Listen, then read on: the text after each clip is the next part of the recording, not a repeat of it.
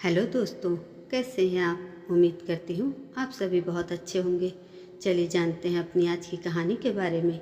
गुप्ता जी सुबह सुबह टहलते हुए आज बिरजू टोले की तरफ जा रहे थे। रास्ते में जो भी मिलता बस यही पूछता, अरे गुप्ता जी, गाड़ी खराब है क्या?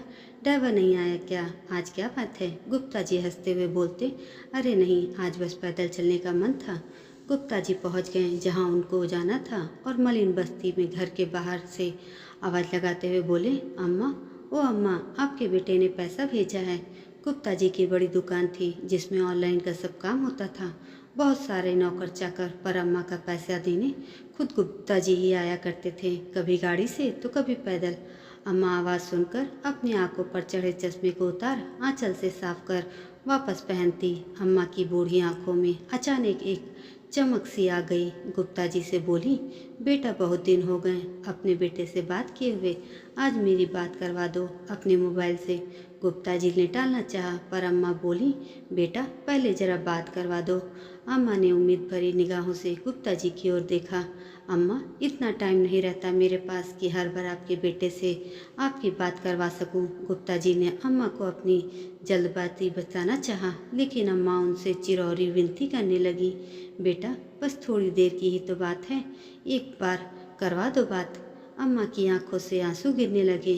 अम्मा, आप मुझसे हर बार बात करवाने की जिद ना किया करो। यह कहते हुए गुप्ता जी ने रुपए अम्मा के हाथ में रखने से पहले अपने मोबाइल पर कोई नंबर डायल करने लगे। लो अम्मा, बात कर लो, लेकिन ज़्यादा बात मत करना, पैसे कटते हैं मेरे फ़ोन पर। उन्होंने अपना मोबाइल अम्मा के हाथ में थमा दिया।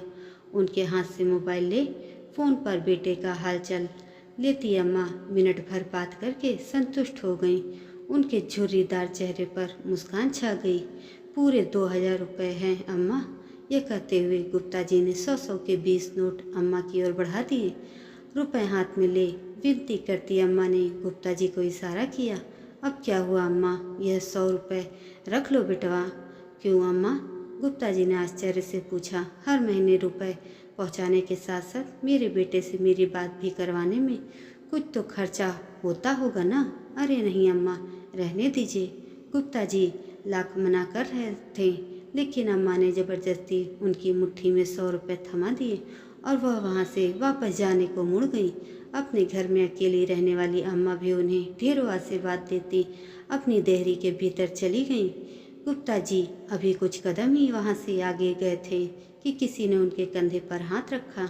जब पीछे मुड़कर उन्होंने देखा तो उस कस्बे में उनकी जान पहचान का एक चेहरा सामने खड़ा था। मोबाइल फ़ोन की दुकान चलाने वाले शिव बाबू को सामने पाकर वह बहुत हैरान हुए। भाई साहब, आप यहाँ कैसे? आप तो अभी अपनी दुकान पर होते हैं ना?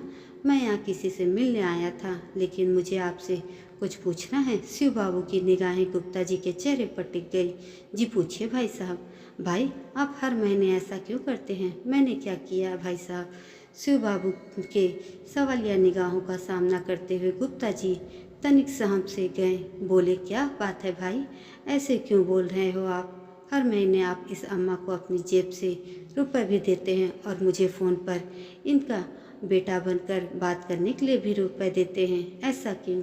शिव बाबू के सवाल सुनकर गुप्ता जी थोड़ी देर के लिए सकपका गए, मानो अचानक उनका कोई बहुत बड़ा झूठ पकड़ा गया हो।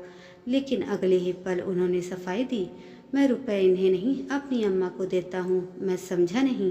गुप्ता जी की बात सुनकर शिव बाबू जरा हैरान हुए, लेकिन गुप्ता जी आगे बताने लगे, इनका बेटा कहीं बाहर कमाने गया था और हर महीने अपनी अम्मा के लिए 2000 रुपये भेजता था। लेकिन एक दिन पैसे की जगह इनके बेटे के एक दोस्त का फ़ोन आया। गुप्ता जी की बात सुनते शिव बाबू की जिज्ञासा हुई, कौन सा फ़ोन? क्या बोला था दोस्त ने? उसके दोस्त ने बताया कि एक भयानक बीमारी के संक्रमण की वजह से उनके बेटे की जान चली गई, अब वह इस दुनिया में नहीं रहा। फिर क्या हुआ भाई साहब? शिव बाबू की जिज्ञासा दुगनी हो गई, लेकिन गुप्ता जी ने अपनी बात पूरी की। हर महीने चंद रुपयों का इंतजार और बेटे की कुशलता की उम्मीद करने वाली इस अम्मा को यह बताने की मेरी हिम्मत नहीं हुई। मैं हर महीने अपनी तरफ से इनका पैसा लेकर आता हूँ, लेकिन यह तो आपकी अम्मा नहीं है ना।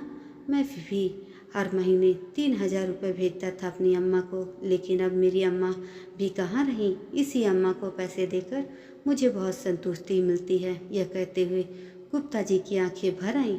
हर महीने गुप्ता जी से रुपए लेकर अम्मा से उनका बेटा बनकर बात करने वाले शिव बाबू आज गुप्ता जी के एक अजनबी अम्मा के प्रति आत्मिक स्नेह देख निशब्द रह गए और बोले, भाई साहब, आज से इस अम्मा के एक नहीं 2 बेटे हैं। अब से 1000 मैं भी आपको दूंगा। आप उसी लिफाफे में भरकर अम्मा को दे दिया करिएगा।